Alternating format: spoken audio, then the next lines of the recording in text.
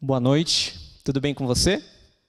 Para mim é um privilégio poder participar de uma vigília tão especial quanto essa e compartilhar o estudo da Palavra de Deus com você nesta noite. Eu espero que essa mensagem, do fundo do meu coração, possa enriquecer sua jornada espiritual e confortar o seu coração. Abra sua Bíblia em João, capítulo 14.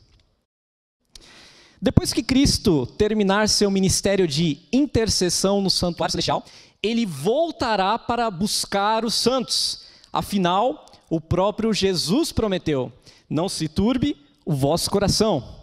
Credes em Deus, crede também em mim. Na casa de meu Pai há muitas moradas. Se assim não fosse, eu vou-lo teria dito, pois vou preparar-vos o lugar. E quando eu for e vos preparar um lugar, voltarei e vos receberei para mim mesmo, para que onde eu estou, estejais vós também. Jesus prometeu que iria para o céu, para então buscar os seus. Ele iria preparar um lugar, ele iria preparar moradas, e então ele voltaria, buscaria os seus e os levaria consigo.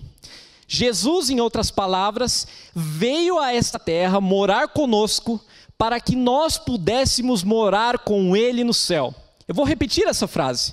Jesus veio habitar nesta terra conosco, para que nós pudéssemos morar com Ele no céu. Essa promessa de João, capítulo 14, versos 1 a 3, faz parte de uma seção do Evangelho de João, chamada de Discursos de Despedida. Essa seção inicia-se no capítulo 13, e conclui-se no capítulo 17. E nestes capítulos, Jesus narra as suas últimas orientações para os discípulos, para que eles fossem efetivos no cumprimento da missão evangélica, e que assim eles pudessem então avançar com o seu reino. Jesus reafirmou aquilo que ele considerava ser mais importante, o que considerava ser essencial para a pregação do evangelho.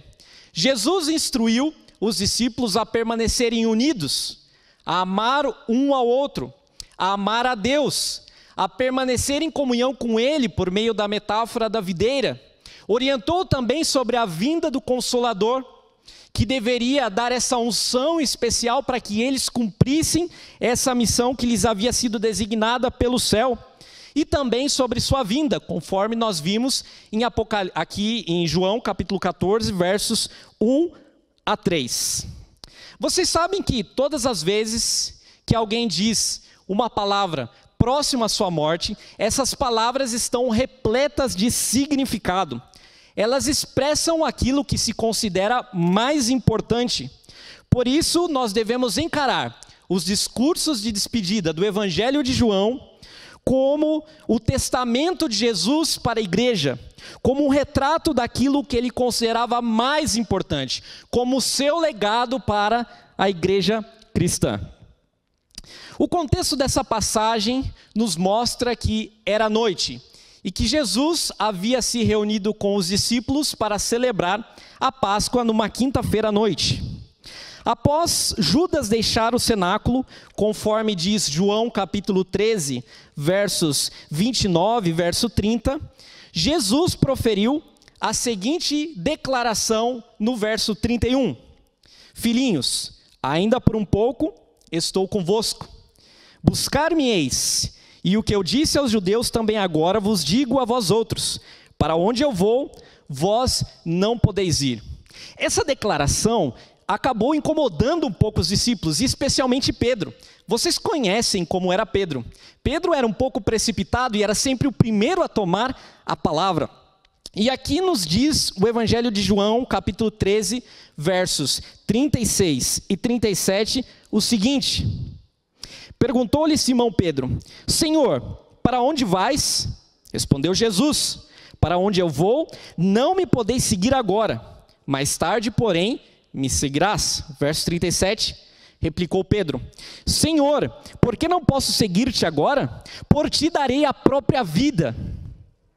Respondeu Jesus: darás a vida por mim, Pedro? Em verdade te digo que jamais cantará o galo antes que me negues 3 vezes. Pedro, assim como os demais discípulos, ficou incomodado com a declaração de que Jesus partiria e que eles não poderiam seguir o mestre. Eles haviam seguido o mestre por 3 anos e meio.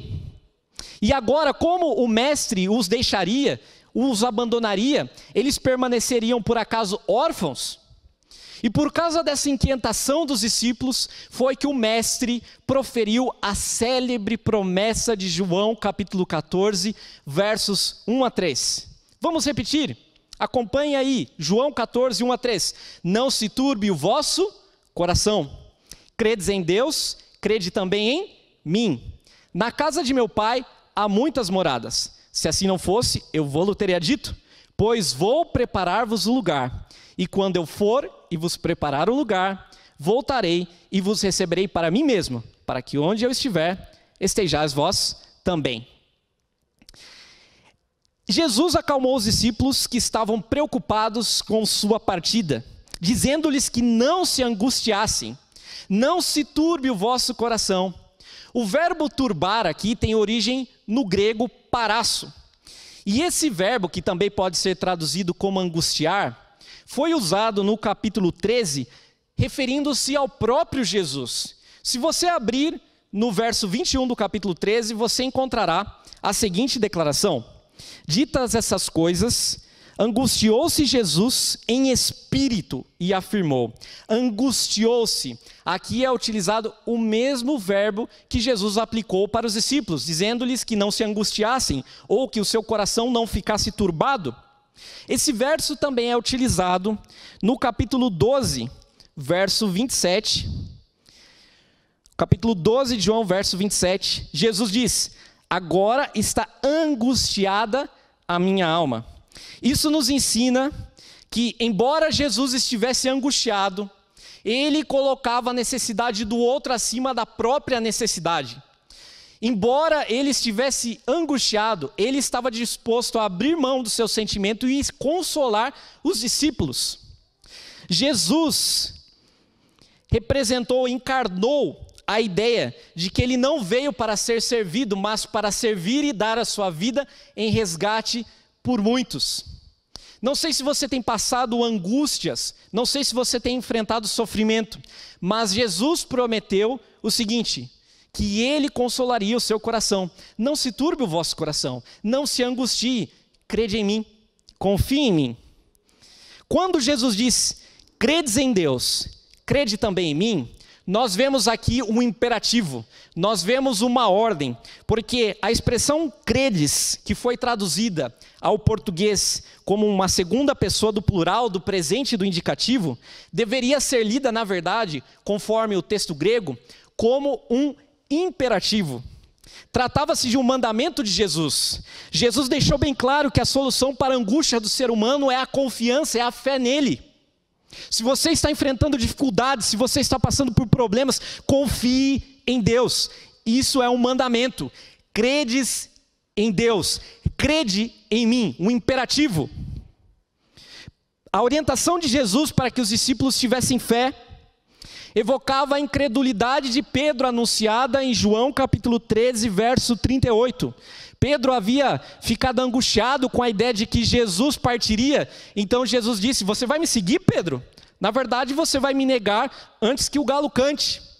Então Jesus reafirma a necessidade dos discípulos terem fé.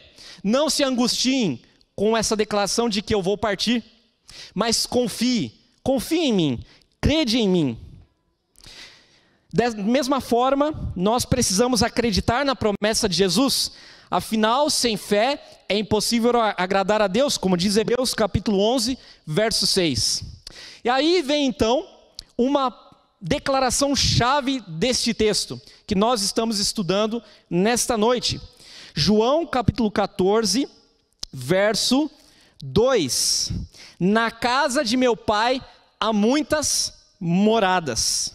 Depois de confortar os discípulos e exortá-los a ter fé, Jesus anunciou o motivo da sua partida. Ele deveria ir até o Pai para preparar as moradas dos santos. Ele deveria iniciar um ministério de intercessão. Ele deveria preparar o ambiente celestial para que os santos pudessem habitar neles. Ele deveria primeiramente resolver o problema do pecado dos santos, para que eles pudessem habitar eternamente com Deus, porque o pecado causa separação entre o ser humano e Deus. E Jesus precisava resolver essa questão. E Jesus então diz que prepararia moradas na casa do Pai. Essa expressão, casa do Pai, alude a João capítulo 2, verso 16. Abra sua Bíblia em João, capítulo 2, verso 16. Neste texto nós encontramos a seguinte declaração: E disse aos que vendiam as pombas: Tirai daqui estas coisas, não façais da casa de meu pai casa de negócio. A que Jesus se referia à casa de meu pai? Ao templo. Então, quando Jesus fala que iria preparar moradas na casa de meu pai, ele se referia ao santuário celestial. E as moradas aqui, então, devem ser entendidas como as câmaras do santuário. Ezequiel, capítulo 40, verso 45 e 46, diz que essas câmaras eram destinadas para a habitação e o uso de sacerdotes. Então, ao fazer essa declaração, Jesus alude ao sacerdócio real, à nação eleita, ao povo de propriedade exclusiva de Deus, a sua nação escolhida, os santos que seriam como um sacerdócio real. A palavra moradas, do grego monê, é usada apenas 2 vezes na Bíblia grega. Ela aparece apenas em João capítulo 2, João capítulo 14, verso 2, e também no verso 23. Apenas essas 2 vezes. E há uma discussão sobre o significado exato dessa palavra. Segundo alguns estudiosos do grego, Liddell Scott, por exemplo, que é um dicionário conceituado, define a palavra monê como um apartamento, ou então como um quarto. Você então habitará e terá a oportunidade de viver nas câmaras, no apartamento do santuário celestial. Essa é a promessa que Jesus fez para os santos. E logo em seguida, ele diz o seguinte: voltarei e vos receberei para mim mesmo, para que onde eu estou, estejais vós também. O desejo de Jesus sempre foi o de estar com os seres humanos. Foi por isso que ele deixou a glória do céu para habitar com os homens. João capítulo 1, verso 14 diz que o verbo se fez carne e habitou entre nós, cheio de graça e de verdade, e vimos a sua glória, a glória como unigênito do Pai. Jesus era a Shekinah de Deus. Quando as pessoas olhavam para Jesus, eles viam a glória de Deus. Eles viam a presença divina, o porte divino de Jesus. Por isso que o texto grego diz que Jesus veio tabernacular com os seres humanos. O verbo habitar aqui vem do grego skenou e significa literalmente tabernacular. Jesus habitou aqui entre nós como um tabernáculo, como uma tenda, como um santuário. E ele mostrava a glória de Deus. O desejo de Cristo sempre foi estar conosco. O desejo de Cristo sempre foi o de habitar com os seres humanos. O texto de João então reafirma o desejo de Cristo de habitar com cada um de nós e de habitar com você. Nunca se esqueça de que Cristo veio morar conosco nesta terra, para que nós pudéssemos morar com Ele no céu eternamente. Eu vou repetir essa frase: Jesus veio morar conosco nesta terra, porque Ele deseja morar conosco no céu eternamente. Jesus morreu em uma cruz para poder te abraçar no céu.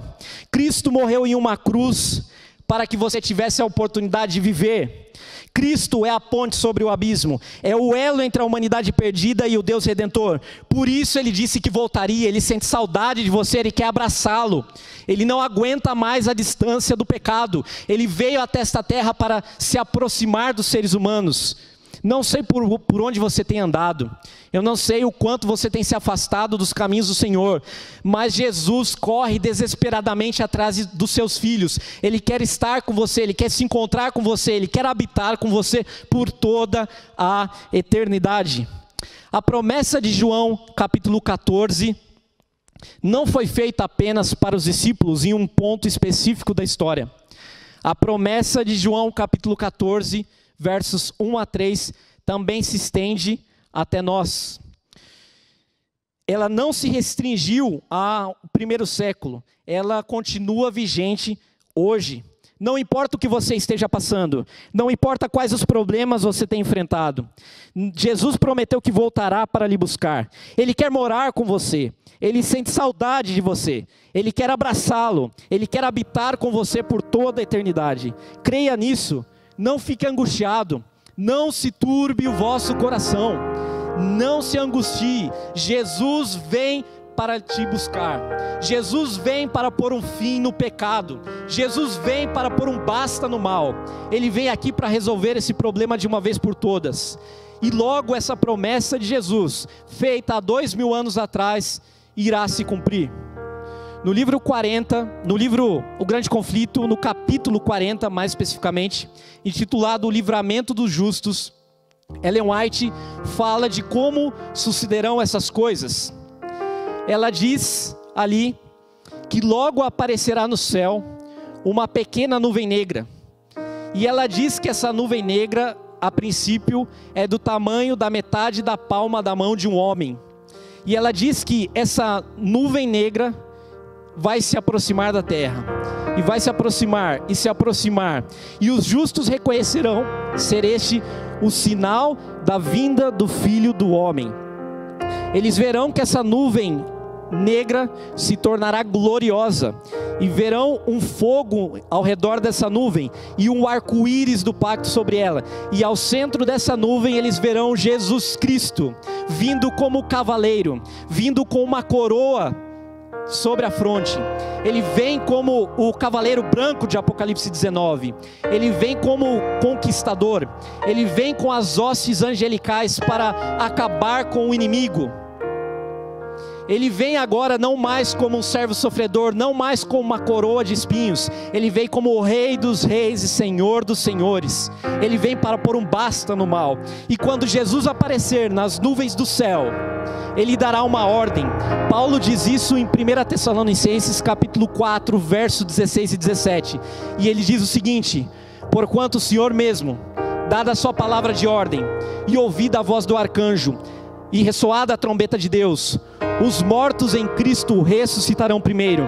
Depois nós, os vivos, os que ficarmos, seremos arrebatados juntamente com eles para o encontro do Senhor nos ares. E assim estaremos para sempre com o Senhor. Eu não sei se você perdeu um ente querido. Eu não sei se você perdeu alguém pela Covid-19. Eu não sei o que você tem enfrentado hoje, mas Jesus prometeu dar um basta em tudo isso. E quando isso acontecer, e quando os justos forem ressuscitados, então nós exclamaremos, como diz em 1 Coríntios capítulo 15, verso 55, onde está, ó morte, a tua vitória? Onde está, ó morte, o teu aguilhão? Então diz Ellen White no capítulo 40 do livro O Grande Conflito, que nós iniciaremos uma jornada de 8 dias rumo ao mar de vidro. Aliás, uma viagem de 7 dias rumo ao mar de vidro. E ela parece fazer alusão a Apocalipse capítulo 8, aquele período de meia hora de silêncio do céu. Na verdade nós não sabemos ao certo, mas ela diz que essa viagem durará 7 dias. E que quando nós chegarmos nos portais da Nova Jerusalém, Jesus Cristo estará nas portas de pérola para lhe abraçar, para recebê-lo. Lembre-se do que eu disse: Jesus morreu numa cruz para poder lhe abraçar no céu. Mateus capítulo 25, verso 34 diz que Jesus recepcionará os santos, dizendo: vinde benditos de meu Pai, entrai na posse do reino que vos está preparado desde a fundação do mundo. Mas quando nós adentrarmos na cidade celestial, na Nova Jerusalém, nós presenciaremos um dos encontros mais belos de todos. E eu me emociono ao pensar nesse encontro. Jesus estará olhando para a multidão de salvos, e há uma pessoa que se destaca entre os salvos, e essa pessoa é Adão. O primeiro e o segundo Adão se encontram. Adão sofreu profundamente por causa do pecado. Adão viu Caim matar Abel. Ele viu a desgraça do pecado. E ele sabia que tudo isso havia acontecido por causa do seu erro. Então Adão se dirige até Jesus. Vai até ele. Vê as marcas em suas mãos. E Adão então se lança aos pés de Cristo. Jesus então toma Adão pelas mãos e o conduz à árvore da vida. Isso é graça, irmãos. Jesus o conduz à árvore da vida, tira o fruto da árvore da vida e o dá a Adão. Ao contemplar essa cena, Adão fica profundamente comovido. E ele pega a sua coroa e lança aos pés de Jesus. E quando então ele vê essa cena, todos então, ao contemplar aquele grandioso encontro, ficam profundamente tocados e clamam: grandes e admiráveis são as tuas obras, Senhor Deus Todo-Poderoso. Justos e verdadeiros são os teus caminhos, ó Rei das nações. Quem não temerá e glorificará o teu nome, ó Senhor? Pois só tu és santo, por isso todas as nações virão e adorarão diante de ti, porque os teus atos de justiça se fizeram manifestos. O céu aguarda maravilhas para nós. Apocalipse capítulo 21 fala um pouco das maravilhas desse lugar. Abra sua Bíblia em Apocalipse capítulo 21. Apocalipse capítulo 21, versos 1 a 4 diz o seguinte: vi o novo céu e a nova terra, pois o primeiro céu e a primeira terra passaram e o mar já não existe. Vi também a cidade santa, a nova Jerusalém. Curiosamente, o capítulo 21, verso 22 do Apocalipse menciona que não haverá santuário na nova Jerusalém, porque o santuário será a própria nova Jerusalém, o tabernáculo de Deus. E é ali que nós teremos as nossas moradas, as câmaras do santuário, os quartos, as habitações da nova Jerusalém. E ela aparece ataviada como noiva adornada para o seu esposo. Então ouvi grande voz dizendo do trono: eis o tabernáculo de Deus com os homens, Deus habitará com eles. Eles serão povos de Deus, e Deus mesmo estará com eles. Queridos, esse sempre foi o desejo de Cristo. O desejo dele sempre foi ter você pertinho. Ele veio a este mundo morar conosco nessa terra marcada pelo mal, para que nós pudéssemos morar com ele nas mansões celestiais por toda a eternidade. Você tem trocado esse paraíso, você tem trocado essa nova terra por este planeta dominado pelo mal? Você deixará que o sacrifício de Cristo tenha sido em vão? A promessa de Cristo é que aqueles que habitarem na nova terra, na nova Jerusalém, serão consolados e confortados pelo Senhor, porque Ele enxugará dos olhos todas as lágrimas, e a morte já não existirá, e já não haverá pranto, nem luto, nem dor, porque as primeiras coisas passaram. Apocalipse capítulo 21 e 22 falam um pouco dessa terra maravilhosa, desse novo céu que o Senhor tem preparado para nós. Apocalipse 22, por exemplo, verso 1 a 5 diz que: então me mostrou o rio da água da vida, brilhante como cristal, que sai do trono de Deus e do Cordeiro. E no meio da sua praça, de uma a outra margem do rio, está a árvore da vida, que produz frutos de mês em mês. As suas folhas são para a cura dos povos. É dito também que não haverá mais maldição nesta terra, e que lá estará o trono de Deus e do Cordeiro, e os seus servos o servirão, contemplarão a sua face, e na sua fronte estará o nome dele. Então já não haverá mais noite, nem precisam eles de luz de candeia, nem da luz do sol, porque o Senhor Deus brilhará sobre eles, e reinarão pelos séculos dos séculos. Cristo quer habitar com você por toda a eternidade. Quando eu penso nessa declaração, eu me lembro de uma citação de Ellen White, que para mim é a favorita. Ellen White conclui o livro O Grande Conflito falando deste momento. E ela diz o seguinte: o grande conflito terminou. Pecado e pecadores não mais existem. o universo inteiro está purificado. Uma única palpitação de harmonioso júbilo vibra por toda a vasta criação. Daquele que tudo criou emanam vida, luz e alegria por todos os domínios do espaço infinito. Desde o minúsculo átomo até o maior dos mundos, todas as coisas, animadas e inanimadas, em sua serena beleza e perfeito gozo, declaram que Deus é amor. O que você está esperando? O que falta para que você tome essa decisão? Cristo quer habitar com você, mas antes, Ele quer habitar em você. Abra sua Bíblia em João capítulo 14, esse é o último verso que nós vamos ler nessa noite. João capítulo 14, verso 23. Eu disse para vocês que a palavra monê do grego, morada, ocorre apenas 2 vezes na Bíblia. Em João capítulo 14, verso 2 e no verso 23. Só que no verso 23 ela tem um sentido diferente. O texto diz que Jesus respondeu: se alguém me ama, guardará a minha palavra, e meu Pai o amará, e viremos para ele e faremos nele morada. Antes de você poder morar com Cristo, você precisa permitir que Cristo more em seu coração, porque Cristo quer morar com você, mas em você. Hoje você precisa abrir o seu coração. Hoje você precisa deixar que o Espírito Santo, o Consolador, que é anunciado aqui no capítulo 14 de João, possa habitar no seu coração e que por meio dele, por intermédio dele, o Pai e Cristo habitem em você. Esse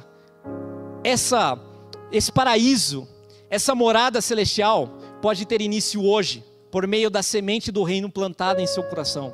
Hoje você pode passar a ser um cidadão do reino celestial. Basta abrir o seu coração para que o Espírito Santo habite nele.